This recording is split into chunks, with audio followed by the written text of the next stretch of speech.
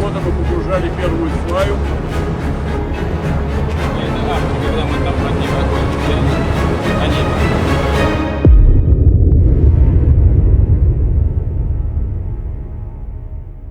4h44 da madrugada. Uma explosão de 1.100 quilos de TNT estoura as fundações da ponte mais protegida da Rússia. Essa é a terceira vez que atacam o projeto pessoal de Vladimir Putin. Mas o que é mais intrigante nessa história é que este estreito parece carregar uma maldição que dura 82 anos.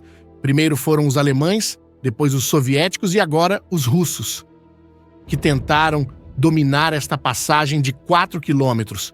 2 deles tentaram e se deram mal. Putin conseguiu construir, mas será que ele vai conseguir proteger ela? A ponte da Crimeia sempre foi um sonho impossível. Imagina só, fazer uma ponte de 19 quilômetros sobre um dos lugares mais complicados do mundo.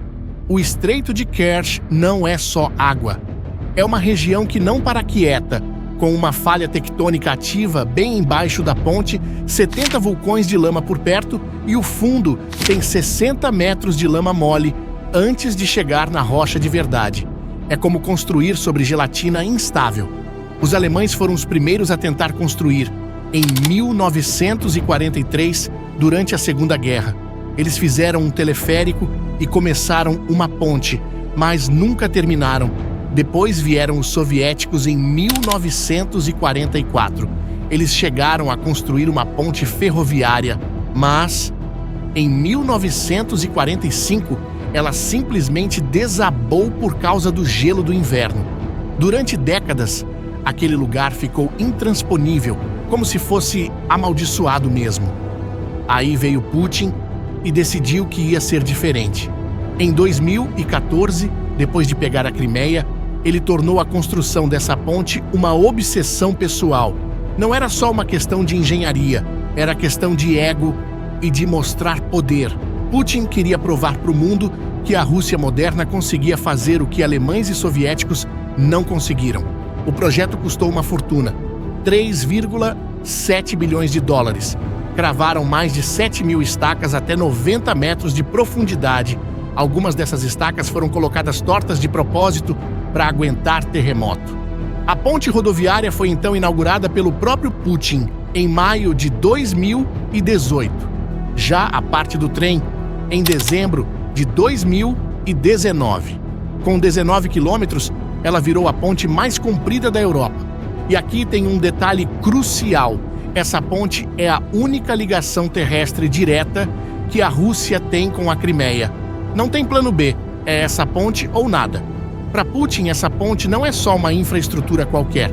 É a prova física de que a Crimeia agora faz parte da Rússia para sempre, um símbolo permanente da anexação. Ele posou para foto, dirigiu o primeiro carro que passou por ela e fez questão de mostrar para o mundo que tinha conseguido algo que até então era considerado impossível. Mas tem um detalhe curioso.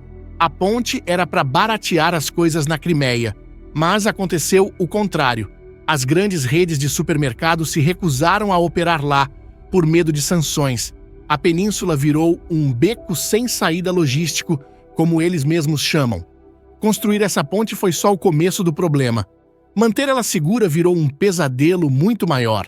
O primeiro ataque veio em outubro de 2022. A Ucrânia usou um método simples, mas que funcionou.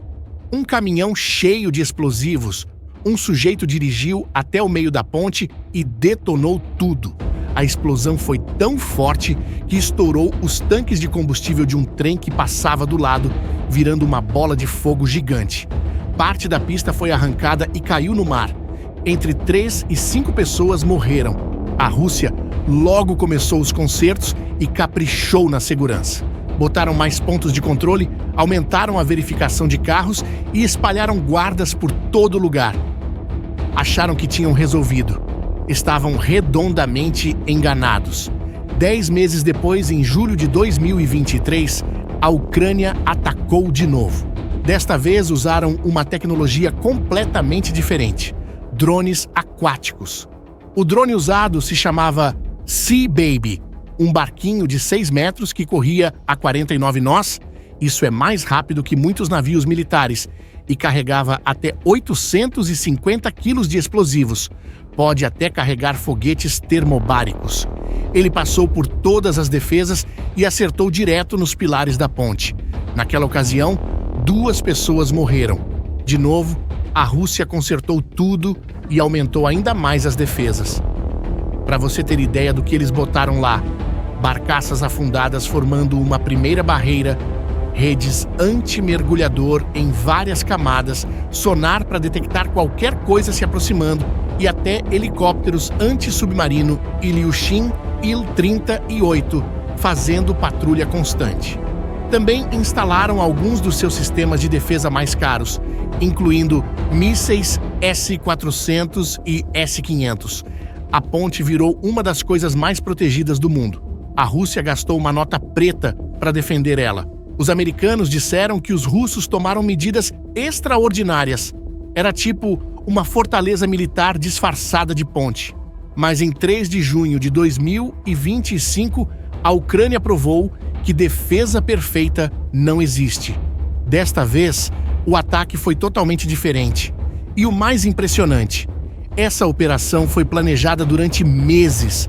Os ucranianos tiveram que estudar cada detalhe, descobrir exatamente onde colocar os explosivos e fazer tudo isso sem ninguém perceber. Foi uma operação de espionagem digna de filme. Eles conseguiram colocar explosivos direto nas estruturas da ponte, bem lá no fundo do mar, onde ficam os pilares. O equivalente a 1.100 quilos de TNT foi posicionado nas fundações. A explosão aconteceu às 4h44 da manhã. As imagens mostram uma erupção violenta de água e destroços saindo do mar. O Serviço de Segurança da Ucrânia disse que os pilares foram muito danificados lá no fundo. Desta vez, nenhum civil morreu. O chefe da operação, tenente-general Vassil Maliuk, falou que a ponte era um alvo totalmente legítimo porque a Rússia usava ela para abastecer as tropas. Ele disse que a Crimeia é da Ucrânia e que qualquer ocupação ia ter resposta dura. E o SBU foi ainda mais direto. Segundo eles, a ponte ficou em péssimas condições estruturais. Na prática, estava toda comprometida. Esse terceiro ataque não rolou sozinho. Na verdade, foi parte de uma semana explosiva que mostrou uma nova fase da guerra. 2 dias antes, em 1º de junho, a Ucrânia fez uma das operações mais ousadas de toda a guerra.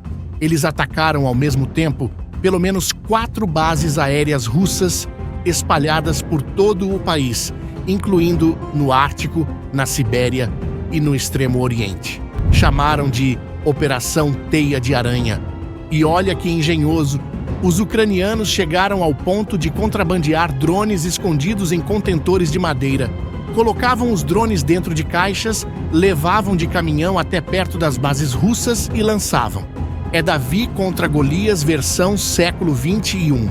Usaram mais de 100 drones no ataque coordenado. Os ucranianos falaram que destruíram ou danificaram mais de 40 aviões de guerra russos, incluindo bombardeiros estratégicos que podem carregar armas nucleares. Segundo a Ucrânia, 34% dos porta-mísseis russos foram atingidos com prejuízo entre 2 e 7 bilhões de dólares.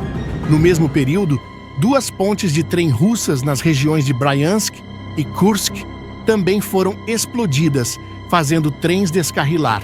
Num dos casos, 7 pessoas morreram e mais de 100 ficaram feridas.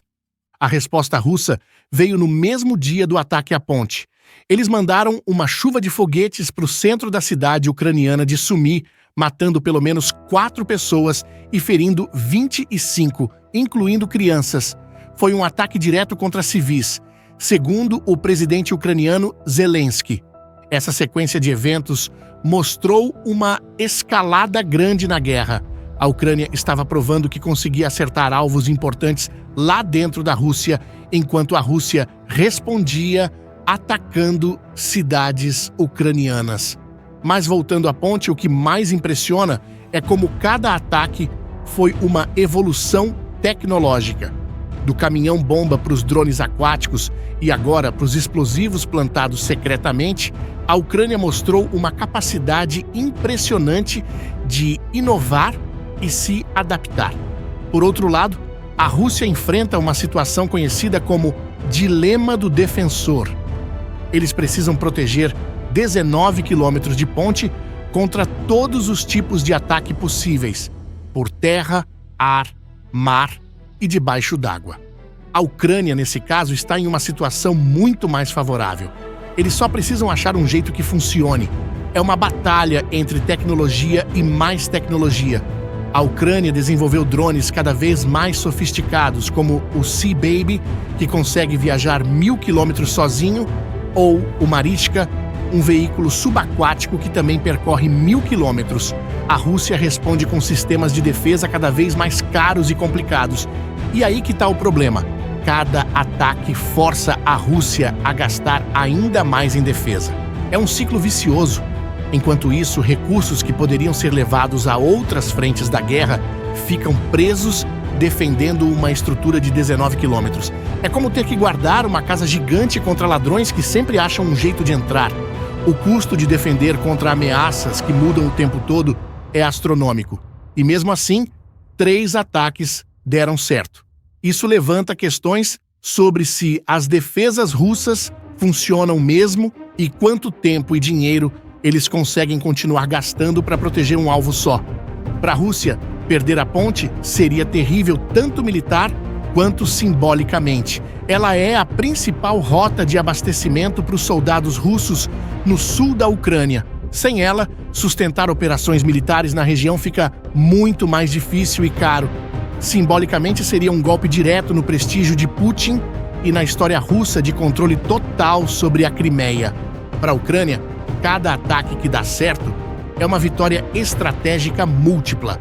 Atrapalha a logística russa, derruba o moral do inimigo, mostra capacidade técnica e reafirma que a Crimeia é território ucraniano. E fica cada vez mais claro que estamos vendo um padrão aqui. Enquanto a ponte existir, ela vai ser atacada. Enquanto for atacada, vai continuar sendo um símbolo da vulnerabilidade russa. Putin conseguiu construir a ponte que alemães e soviéticos não conseguiram, mas descobriu que construir era só o começo. Proteger ela que parece ser o mais difícil. E você, o que acha? Qual vai ser o próximo truque que a Ucrânia vai inventar para atacar essa ponte? Deixe a sua opinião aí nos comentários. E se você curtiu saber dessas histórias que não passam no jornal, se inscreve no canal que sempre tem coisa interessante por aqui. Até a próxima!